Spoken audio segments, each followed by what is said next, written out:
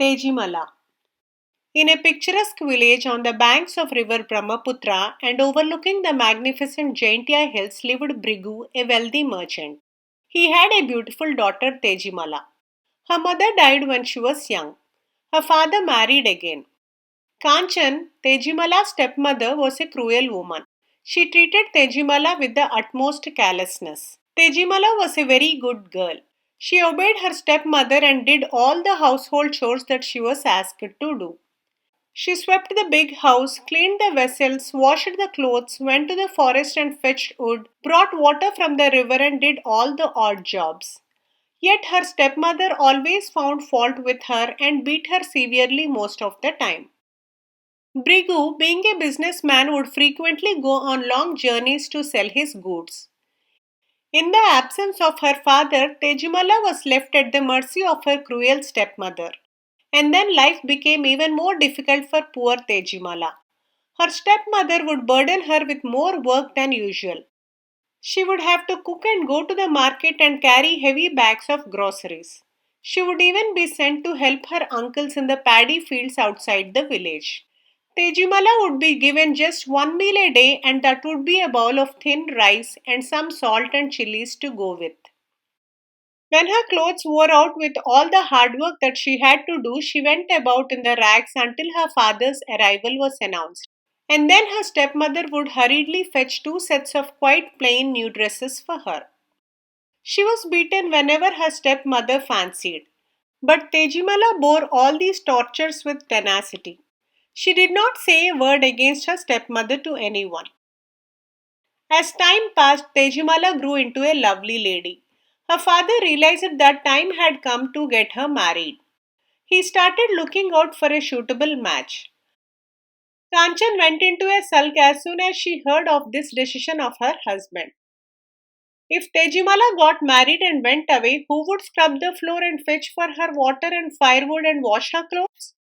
But she kept quiet because she knew that her husband loved his daughter very much and would punish Kanchan if he knew that she wanted to keep the girl as a servant in the house.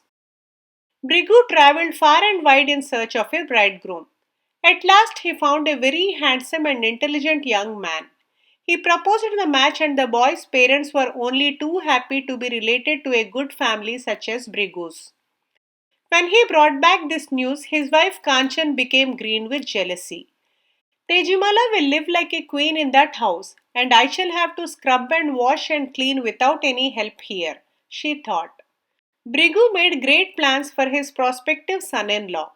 He thought, here's a bright lad, an ideal partner for my daughter. But he needs to gain more experience in worldly matters. So before the marriage ceremony took place, he took him along on a long journey. They traveled far and wide and saw many great cities in many countries. Back in the village, Tejimala's stepmother could not digest the bright future that was in store for the girl. She decided to get rid of her.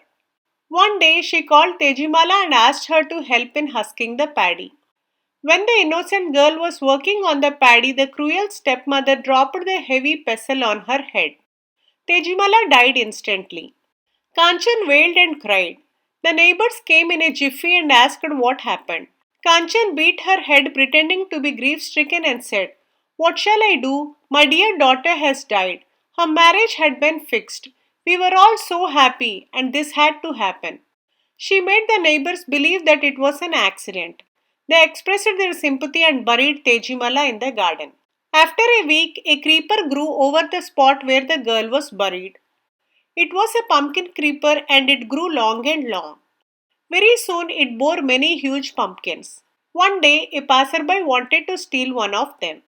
But as soon as he placed his hand on the vegetable, the voice said, "Oh, please don't touch me. I'm not a pumpkin, I'm Tejimala."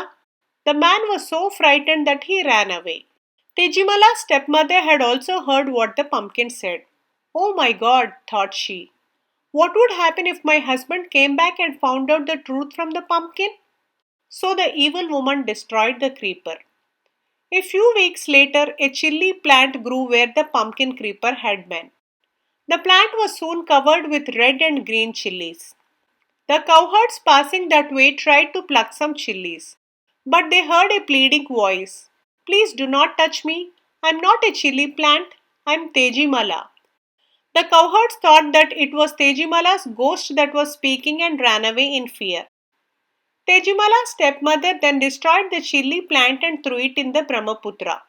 A lovely lotus grew in the river where the chili plant had fallen. While the lotus was abloom in the river, Brigu and the young man sailed down the Red River in a boat on their return journey. When the young man saw the beautiful lotus, he stretched his hand to pluck it. Please don't touch me. I'm not a lotus. I'm Tejimala. The flower cried. The young man withdrew in wonder. While Tejimala's father was shocked, he had not heard the news of his daughter's death. But this voice certainly sounded like his darling girl's. Oh, my daughter, where are you? Please come to me, my dear Teji, he cried. On hearing his affectionate voice, the lovely lotus suddenly changed into Tejimala. She ran into her father's arms and narrated the whole story to him. As he heard how his dear daughter had been ill treated and killed by his cruel wife, Brigu grew more and more angry. At last they were home. When Kanchan saw Tejimala at her doorstep with her father and the young man, she was quite stunned. She knew the game was up. Brigu drove out the wicked Kanchan. As decided, Tejimala's marriage with the young man was celebrated very grandly. Please like, share and subscribe if you enjoyed this video. Do provide your feedback in the comment section below. Thanks for listening.